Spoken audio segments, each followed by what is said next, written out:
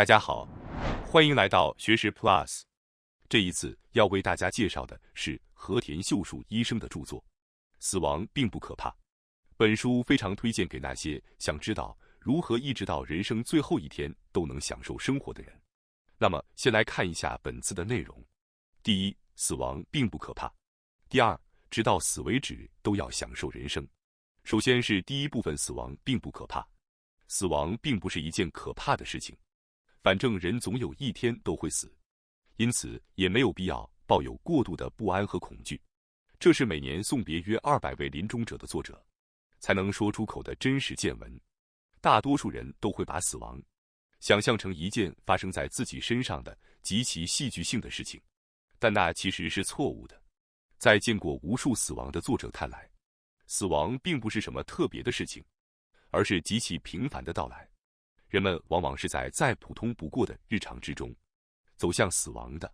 当死亡真正临近时，几乎没有人还能保持清醒的意识，因此也不会意识到自己正在死去，也不存在这样下去就要死了的恐惧感。像电视剧或电影里那样，在临终前对家人留下遗言的人，作者几乎从未见过。痛苦挣扎、翻滚着死去的人，也几乎没有见过。大多数情况下，是生命体征缓慢变化，仿佛颜色逐渐变淡的渐变过程一般，自然的过渡到死亡。到了最后，人会长期卧床，周围的人只是觉得是又在睡觉了，醒来的次数越来越少，最终走向死亡。死亡不过是生命延长线上的一种现象而已。既然所有人终究都会死，那么战战兢兢的活着也毫无意义。如果要思考死亡，请有意识地建立自己的生死观，也就是认真想一想，自己希望以怎样的方式活着，又以怎样的方式死去。与其一边害怕死亡，一边徒增不安地活着，拥有清晰的生死观，反而更有意义。不要一直沉浸在悲伤中，人活得越久，往往就越容易感到孤独。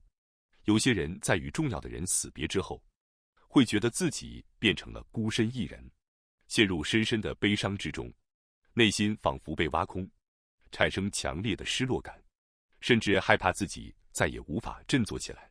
但是，我希望你不要一直沉浸在悲观情绪中，哭泣不止。如果因为身边没有人而完全睡不着，如果一点食欲都没有，那从常识上判断，已经属于抑郁状态了。请不要硬撑，应当尽快去医院就诊。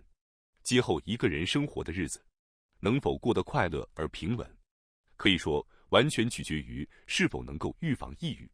身体的护理固然重要，但从现在开始，请不要忘记对内心的照顾。一般来说，丧失亲人的心理冲击会在几个月到1年左右逐渐缓解。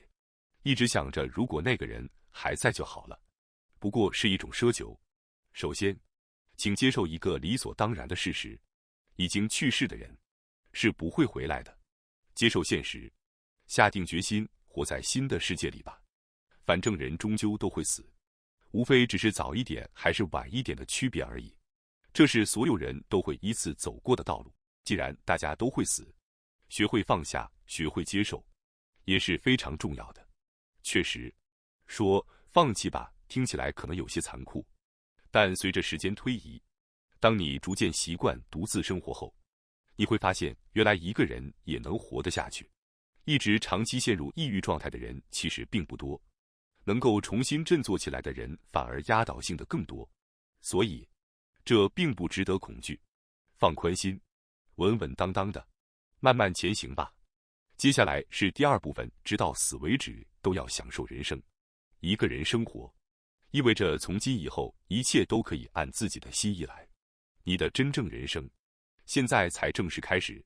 也可以说，你终于被解放了，摆脱那些束缚你的东西，越来越自由的生活吧。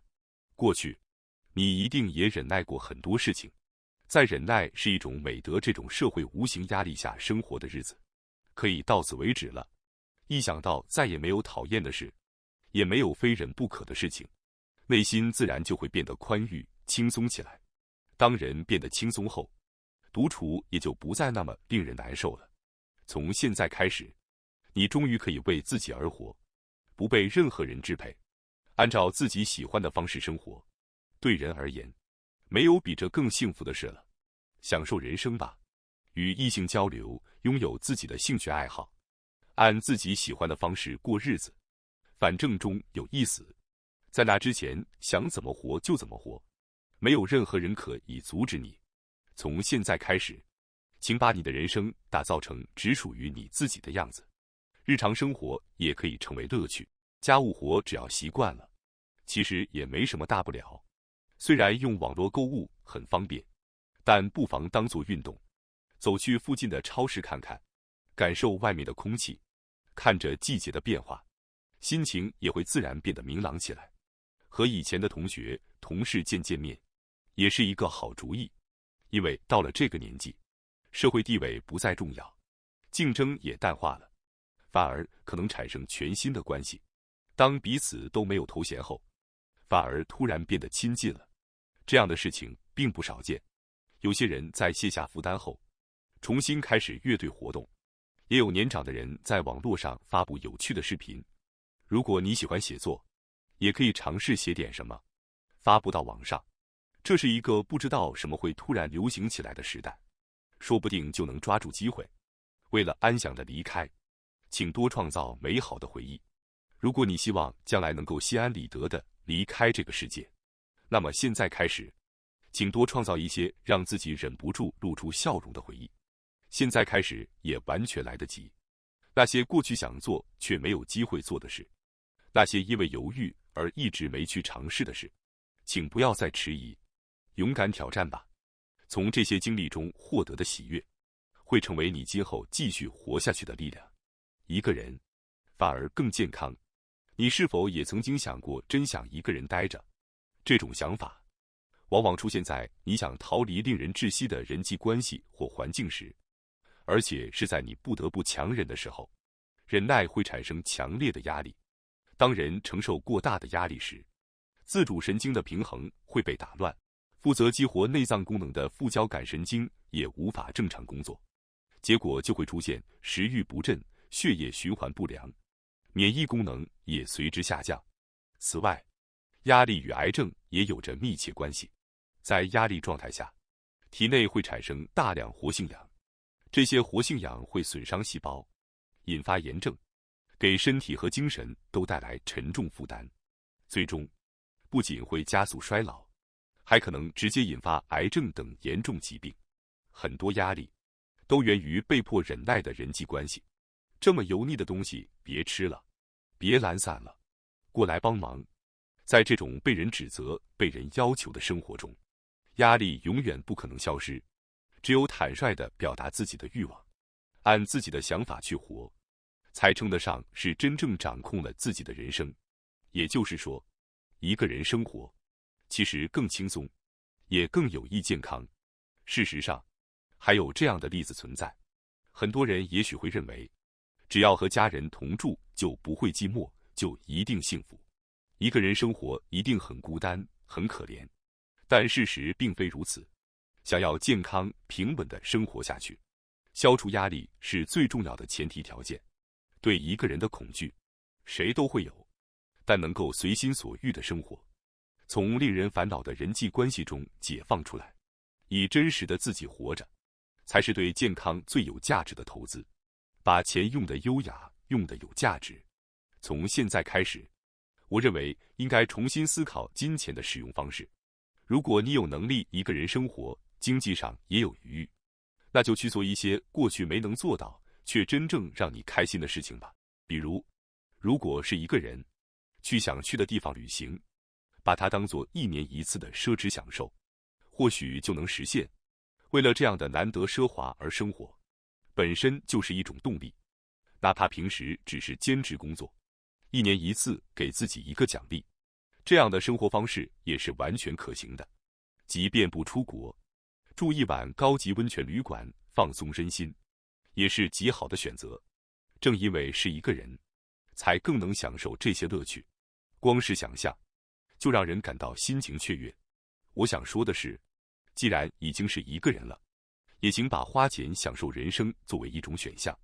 金钱也能换来幸福，金钱有这样一面，用得越好，越能感受到幸福。走进好的餐厅，你会被称为客人，被认真对待，被细心服务，吃到美味的食物，身心都会得到满足。看一场电影，也可能被深深打动。想要过上充满这些舒适体验的生活，金钱是非常重要的存在。当然，金钱的使用要有轻重缓急，张弛有度。一味节省，只会让人喘不过气。从今以后，也可以选择用金钱来换取内心的安宁。金钱本来就是用来让自己幸福的，如果总想着把钱当作遗产留下些什么，反而容易引发各种纷争。与其如此，不如趁现在还活着，把钱用在创造美好回忆，让自己内心更加富足的事情上。如果有钱可花，现在正是该花的时候，太晚了，效果就有限了。